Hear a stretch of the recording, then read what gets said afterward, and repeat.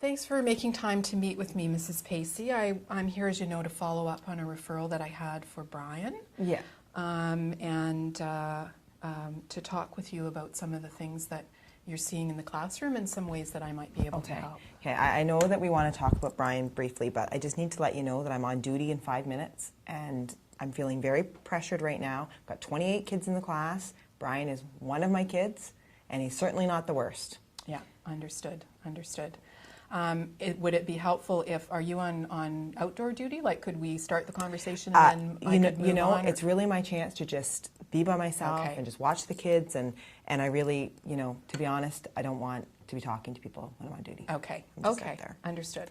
I'm wondering if you could just let me know sort of so far with Brian in class, how you see him doing, and well, if you do have... I mean, what can I say? He's sloppy, doesn't care about his work, rushes through everything, makes a mess of the materials in the classroom, and that's basically Brian.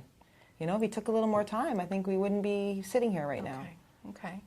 I think one of the reasons that we're following up with him is as you know, he has been having coordination difficulties all along. That's what I've been hearing from other people. And you're seeing some of it in terms of the sloppiness and the rushing through things. And I think one of the reasons that we really want to sort of follow up with him right now is that we have lots of concerns about children at this stage that have coordination disorders, because there's lots of evidence that they can go on to have really significant mental health difficulties because they start to get really discouraged and really down on themselves. Okay, but I have to be clear, I'm a teacher. I'm not a therapist. Yeah. And I mean, I'm not going to be doing therapy in my classroom. Absolutely not. And I'm not asking you, absolutely not asking you to do therapy. What I think that the biggest role that you can have, and what we've learned that helps these kids more than anything else, is if you have some of just the understanding of the underlying difficulties that he has, and we can decide on some things that are sort of accommodations or little changes in the classroom that can help to support him in his learning, that can be a huge support factor for him, that he knows that you understand that he's really trying, and so but many he's kids, struggling. Though, how am I going to make changes for one? Well, I'm thinking of things that might be like we change even his seating, his desk. Not that it's something that you have to do with him one-to-one, absolutely not. But there may be different types of paper that he could use, or access to a computer, or different kinds of things that we might be able to put in place that he's responsible for, not that you have to work with him. So it's not setting you up to have to do individual attention to Brian. Okay. Now, is this the kind of thing that you're going to give me a whole bunch of stuff to read through and try to figure it out on my own, or how are we going to do this? If you're open to it, the thing that I found has worked the best is if I can be right in the classroom and I can sort of see where are the things that he struggles with right in the classroom, and then put some things in place right there that you can just have there, know that they're working for him, and maybe he needs a reminder every now and again, but it's definitely not that you need to do therapy with him or you need to do one-to-one teaching with him. I recognize that's not your role, and it's certainly not possible.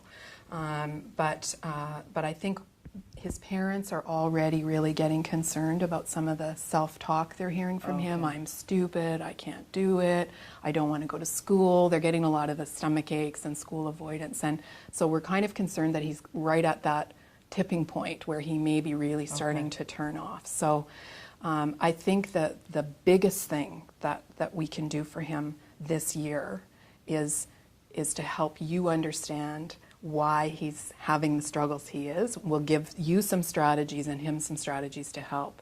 But it's at this point we just really want to prevent that spiral, because as you know from working with other kids that get discouraged, once they're turned off, it's so hard to turn them back on. And I think some of these things are probably pretty simple changes we can make physically to the classroom or the tools he's using that will make a difference. Okay, well, that sounds like it might be an option, and as long as you're flexible, you understand that, he is only one of my students. Absolutely, absolutely. And are you okay with me coming into the classroom and observing in the classroom? With that. Yeah, okay.